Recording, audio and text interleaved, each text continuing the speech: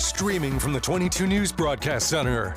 This is 22 News at 4 p.m. Digital Edition.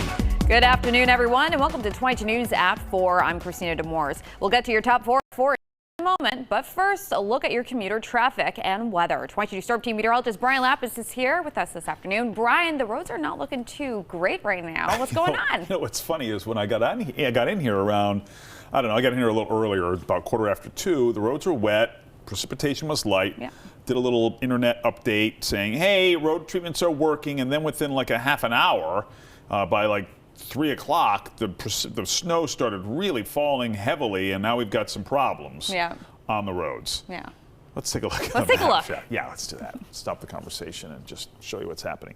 A lot of yellow here, which means slower than usual traffic. And I do think that road treatments for the most part are working, but watch out. There certainly are slushy roads and slow traffic, limited visibility everywhere. And if you have plans to be out and about over the next few hours, plan on plenty of extra time. Let's take a look at the graphics here. There's a winter weather advisory that continues through 7 o'clock tomorrow morning for all of western Massachusetts. And right now, we've got temperatures that are below what we were expecting by this time of the day. So we're still in the mid to upper 20s. So frozen and freezing precipitation is only going to be melted by road treatment. So again, drive carefully. And you can see that there is some heavier snow. We had a little wave of heavier snow come through earlier. That's starting to move off to the east. And if you look closely, you can see that there are some holes in the precipitation here to our south and to our west.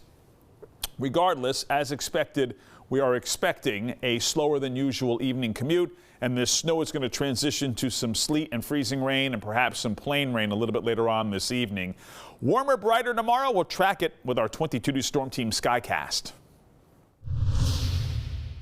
All right, thanks, Brian. We have the latest now on the U.S. and Israel's joint military operation in Iran. Today marks the fourth day of continued fighting across the Middle East.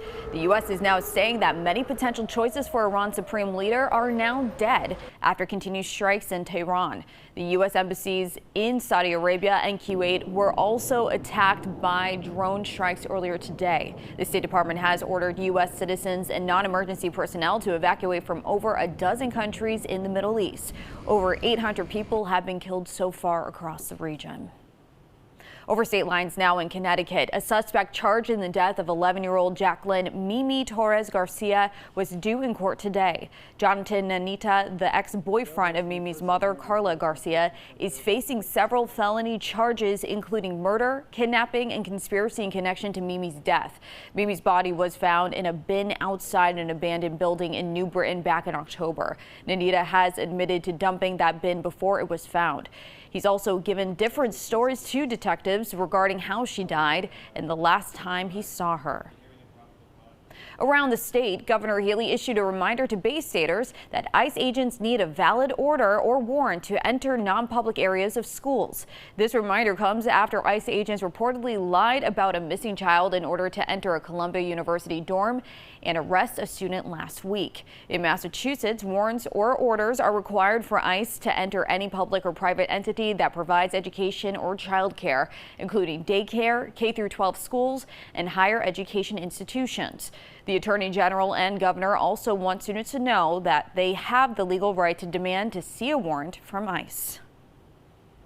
Governor Healy is celebrating Massachusetts students for earning the highest scores on advanced placement exams last year. Results released today by the College Board show that 35.8% of students who graduated from Massachusetts public high schools in 2025 scored a 3 or higher on an AP exam. That breaks the all-time record for highest percentage of graduates who scored 3 or higher on an AP exam. Massachusetts also ranked the highest state in the country, behind Washington, D.C., in the percentage of Black or African-American students taking an AP exam. All right, let's get another check of today's weather with Brian Lapis here. So as we saw, roads are not doing so great because of this wintry mix. Right, and that will continue, I expect, through the evening commute. Let's take a look at the radar right now, and you can see we've got this lovely layered, this stratified situation here in terms of the weather. Far south, rain. In between, some sleet and freezing rain, and then north of Hartford, including us, of course, we've got the snow that's falling in these big fat flakes that's limiting visibility and coating paved surfaces. So the heaviest wave of that snow has moved off to our east, which is good news. But I still expect that we're going to be running into snow through the evening commute. Notice 5 o'clock still snowing here on our 22 News Storm Team Skycast. Then gradually the rain snow line works its way north. Some rain, snow, and some freezing rain and sleet here at 7 o'clock this evening. And then still hanging on to some icy precipitation here at 9 o'clock. And then by the end of the night here, by midnight, a little bit of rain is working its way into the lower Pioneer Valley, and this precipitation is tapering off. So shortly after midnight, we're going to start to dry out. But be ready for icy surfaces here as we move through the evening hours. 7 o'clock tomorrow morning, areas of fog, temperatures in the 20s, icy surfaces, but the sunshine goes to work. Look at that. 10 o'clock tomorrow morning, sunshine, noontime sunshine, light breeze, high temperatures, upper 40s to low 50s. So there will be some warming here. We could have another round of mixed precipitation here on Thursday and Friday. We'll talk about it on 22 News starting at 5. Trending today, Western Massachusetts experienced a total lunar eclipse earlier this morning. One viewer sent in the photo on your screen now showing the Earth casting a shadow onto the moon. There it is right there. The eclipse was visible across North America and in certain areas. The moon turned a deep copper red color, a phenomenon often called the blood moon. The next total lunar eclipse isn't expected until New Year's Eve, 2 years from now in 2028. The WMAS Radiothon is back for its 25th year. The Radiothon runs today and tomorrow, and there are multiple ways to donate. You can text, go online, or send a check. Volunteers will also be taking donation calls. The money will be used to support needs at Bay State Children's Health, including upgrading facilities, buying new equipment, and prioritizing children's health care. The public can also get involved through their presence by walking the red carpet and taking a photo, or just head to the Hall of Fame to watch the live broadcast. Dictionary.com has officially added a Taylor Swift-inspired word to its digital archive, and that word is Swiftie. The term is officially defined as a fan of the music of Taylor Swift. However, fans have been using the name for years. Dictionary.com says Swiftie earned its spot because it's widely used, well understood, and likely here to stay. In February 2017, the Opalite singer filed an application to trademark the term Swiftie. It was fully registered in 2022. Now for a look at what we're working on for 22 News starting at 5.